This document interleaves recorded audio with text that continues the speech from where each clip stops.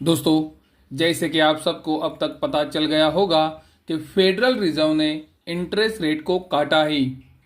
कल अमेरिका के अंदर फेडरल रिजर्व की मीटिंग खत्म हुई है और ये मीटिंग का डिसीजन सामने आ चुका ही। कल रात को 12:30 बजे अमेरिका के अंदर फेडरल रिजर्व ने इंटरेस्ट रेट को 25 बेसिस पॉइंट से काटा ही। तो अमेरिका के अंदर अभी इंटरेस्ट रेट 4.75% पे खड़े हैं। उसके बावजूद भी आप देख सकते हो आज सिल्वर के अंदर गिरावट दिख रही है। उसी तरह से गोल्ड के अंदर भी गिरावट आई है। गोल्ड और सिल्वर के अंदर कल एक अच्छी तेजी बनी थी, लेकिन इंटरेस्ट रेट कट के बाद से अभी यानी कि आज गोल्ड और सिल्वर नीचे आए हैं। इंटरेस्ट रेट का कट होना गोल्ड सिल्वर के लिए शॉर्ट टर्म में पॉजिटिव हो सकता है। दोस्तों, मैं शॉर्ट टर्म इसीलिए बोल रहा हूं क्योंकि मार्केट के अंदर सबको पता था कि इंटरेस्ट रेट 25 बेसिस पॉइंट से कट होने वाले हैं और इसीलिए मैं ये बोल रहा हूं कि हो सकता है शॉर्ट टर्म के अंदर interest rate cut gold silver की कीमतों को सपोर्ट कर सकता है। लेकिन जैसे कि मैंने आपको बताया है कि मेरा नज़रिया अभी गोल्ड और सिल्वर के अंदर, स्पेशली गोल्ड के अंदर एक बड़ी तेजी का नहीं है। और अगर गोल्ड आने वाले कुछ हफ्ते कंसोलिडेट करता है तो गोल्ड की अगली तेजी के लिए वो बहुत ही अच्छा हो सकता है। ये मैं आपको लगातार बता रहा हूं। अभी जो आप वीडियो के अंदर देख रहे हो ये डॉलर इंडेक्स का डेली चार्ट है। आप देख सकते हो डॉलर इंडेक्स डेली चार्ट के ऊपर 20, 50, 100, 200 सभी महत्वपूर्ण एक्सपोनेंशियल मूविंग एवरेजेस के ऊपर काम कर रहा है। फेडरल रिजर्व का डिसीजन आने से पहले डॉलर इंडेक्स के अंदर गिरावट आई थी, लेकिन आज एक छोटी तेजी डॉलर इंडेक्स के अंदर दिख रही है। दोस्तों, महत्वपूर्ण बात अभी यही है कि डॉलर इंडेक्स डेली चार्ट के ऊपर उसके सभी महत्वपूर्ण एक्सपोनेंशियल मूविंग एवरेजेस के ऊपर काम कर रहा है। अगर गोल्ड और सिल्वर के अंदर तेजी बननी है तो मुझे लगता है कि डॉलर इंडेक्स के अंदर गिरावट आनी चाहिए।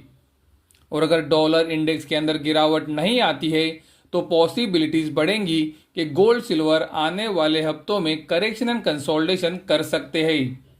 तो डॉलर इंडेक्स के ऊपर आप ध्यान जरूर रखें।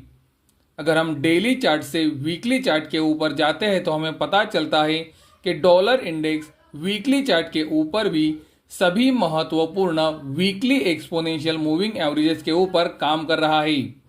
यानी कि डॉलर इंडेक्स 20 हफ्ता, 50 हफ्ता, 100 हफ्ता और 200 हफ्ते के एक्सपोनेंशियल मूविंग एवरेज के ऊपर खड़ा है, जो और एक पॉजिटिव चीज़ है डॉलर इंडेक्स के लिए। अगर आप वीकली चार्ट से मंथली चार्ट के ऊपर जाते हैं तो वहाँ पर भी हमें पता चलता है कि डॉलर इंडेक्स 20, 50, 100, 200 सभी महत्वपूर्ण महीनों के एवरेजेस के ऊपर भी खड़ा है। तो दोस्तों, डॉलर इंडेक्स का चार्ट अभी तक तो अच्छा दिख रहा है।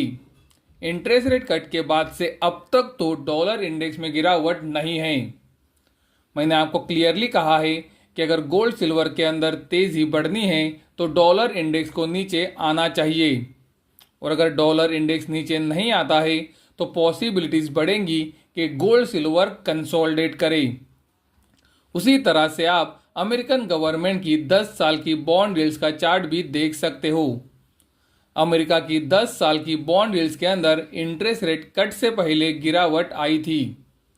अगर यहां से गिरावट और बढ़ती है तो गोल्ड सिल्वर के लिए पॉजिटिव संकेत आ सकता है, लेकिन अगर बॉन्ड यील्ड्स के अंदर एक बड़ी गिरावट नहीं आती है तो वो गोल्ड सिल्वर के लिए निगेटिव सिग्नल होगा।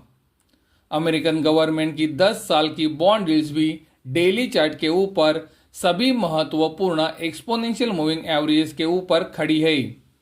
तो दोस्तों, आपको ध्यान रखना चाहिए अमेरिकन गवर्नमेंट की 10 साल की बॉन्ड यील्ड्स के ऊपर, उसी तरह से डॉलर इंडेक्स पे।